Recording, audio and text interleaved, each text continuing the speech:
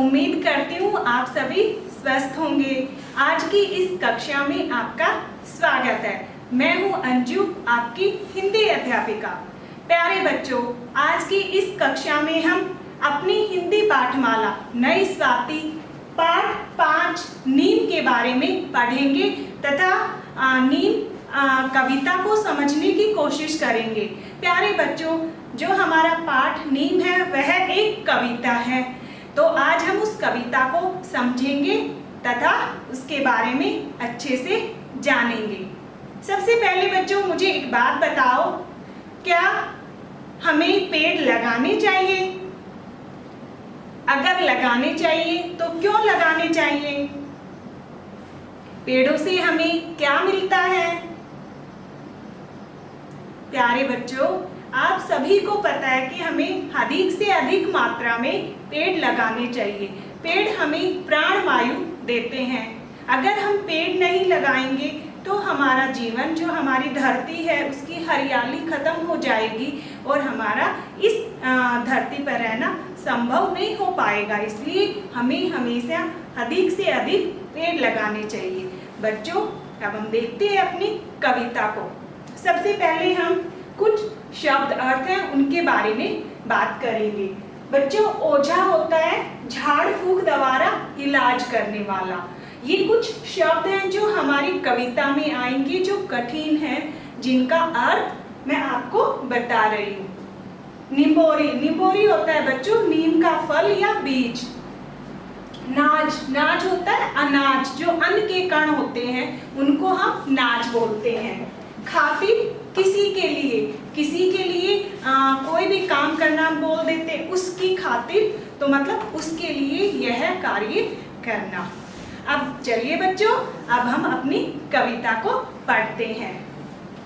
ना मैं डॉक्टर, ना मैं ओझा, ना मैं वैद्य हकीम, मैं तो केवल एक पेड़ हूँ, नाम है मेरा नीम।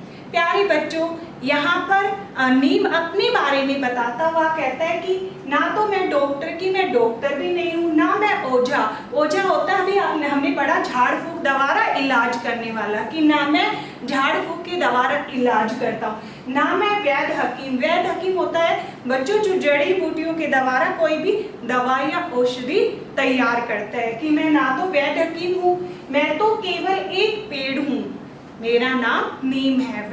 जो नीम है वो अपने ही बारे में बताता हुआ कहता है कि मैं डॉक्टर भी नहीं हूँ, मैं ओझा भी नहीं हूँ, ना ही मैं कोई वैद्य हकीम हूँ कि मैं जड़ी बूटियों से कोई दवाई तैयार करता हूँ, मैं तो केवल एक पेड़ हूँ, नाम है मेरा नीम। आगे देखते हैं बच्चों, क्या कहता है नीम आगे अपने बारे में। ये है मेरे फूल निम्बोरे, इनको घर ले जाओ, बीमारी तुम पेट की, इनसे दूर भगाओ।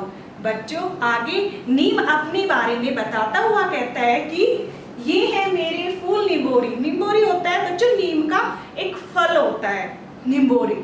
तो वो कहता है कि ये जो मेरे फूल हैं, पत्ते हैं, मेरे फल हैं, इनको तुम अपने घर ले जाओ, बीमारी तुम पेट की, इनसे दूर भगाओ।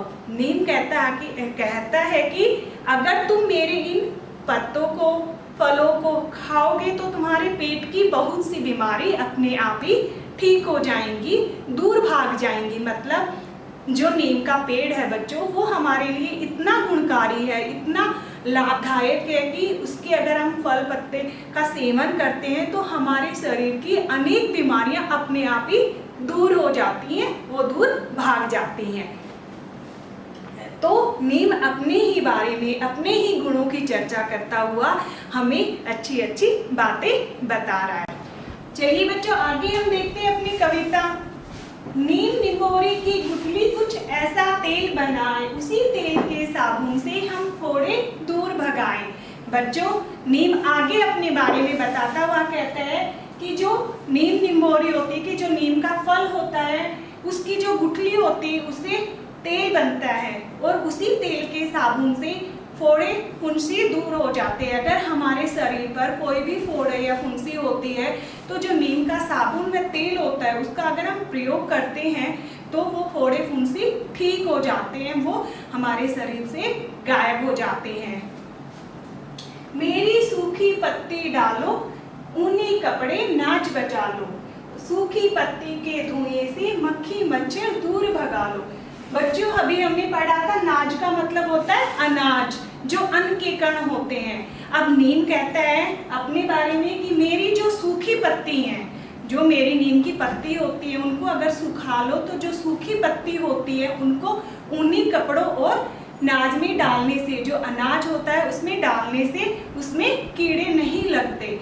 जो सूखी पत्ती होती है उसके धुएं से मक्खी मच्छर दूर भाग जाते हैं। बच्चों नीम अपने बारे में बताता हुआ कहता है कि जो मेरी सूखी पत्तियां हैं, जो मेरे नीम की सूखी पत्तियां हैं, उसको अगर तुम अनाज में और ऊनी कपड़ों में डाल देते हो तो उनमें कीड़े नहीं लगते। अगर उस सूखी जो पत्तियों के धुएं को अगर आप धुआं कर देते हो तो उस धुएं से मक्खी मच्छर दूर भाग जाते हैं। प्यारे बच्चों आगे देखते हैं नीम अपने बारे में और क्या क्या बताता है। नहीं काटना मुझको तुम, मैं इतने सुख दे देता, सूरज की किरणों से मिलकर हवा शुद्ध कर देता। बच्चों आगे नीम अपने बारे में बताता हुआ कहता है कि हे दोस्तों आप मुझे काटना मत, मतलब हे जो देश के जो युवा लोग हो उनसे आग्रह करता हुआ कहता है, वह अपने देशवासियों से आग्रह करता हुआ कहता है कि तुम मुझको काटना मत, मैं तुम्हें बहुत से सुख दे देता हूँ। मैं सूरज की किरणों से, सूरज होता है सूर्य देवता, कि मैं सूर्य से मिलकर, सूर्य की जो किरणें होती है उनसे मिलकर मैं हवा को शुद्ध कर देता हूँ, पावन कर देता हूँ। आगे देखिए बच्चों नीम आगे कहता है कि जब तक सूरज चांद और धरती की चले कहानी तब तक दुनिया की खातिर जीने की मैंने ठानी। आगे नीम अपने बारे में बताता हुआ कहता है बच्चों कि जब तक सूरज चांद और धरती की है कहानी, मतलब जब तक इस जीवन पे सूरज और चांद है, मतलब चंद्रमा और सूर्य जब तक है, और जब तक हमारी जो धरती है वह इस जब तक उन लोगों की कहानी है, जब तक सूरज चांद और धरती है यहाँ पर, तब तक इस दुनिया की खातिर, खातिर का मतलब होता है बच्चों किसी के लिए, ये जो हमारी दुनिया है इसके लिए मैंने जीने की ठानी है, कि मतलब मैंने जीने का निश्चय किया है। नीम मतलब अपने बारे में सभी जानकारियां देता हुआ कहता है कि मैंने जब तक ये जीवन संभव है इस धरती पर तब तक मैंने इस संसार के लिए अच्छे काम करने के लिए, संसार के लोगों का जीवन बचाने के लिए मैंने जीने की ठानी है।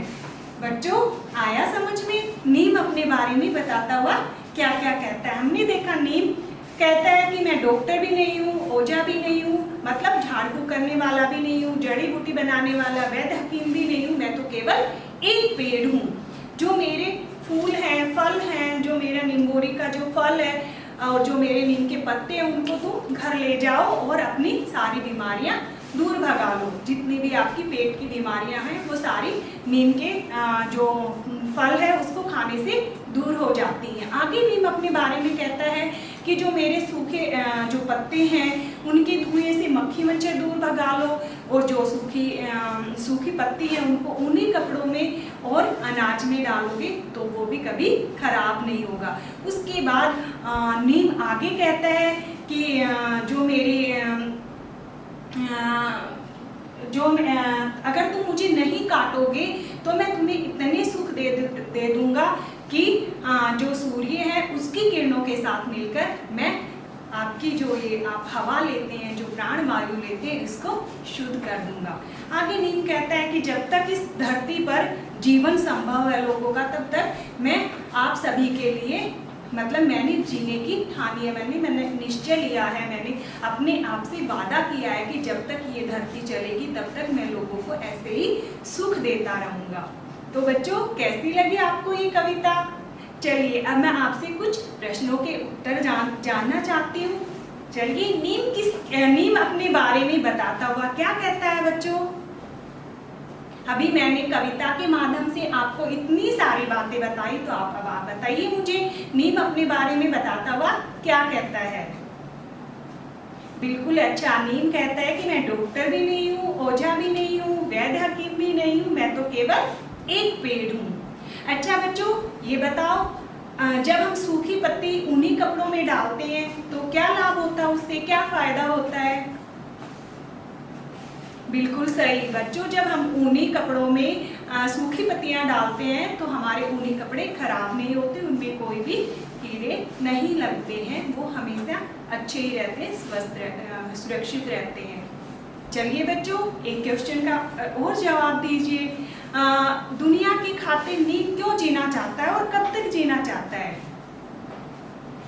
जल्दी जल्दी सभी अपना अपना उत्तर बताइए।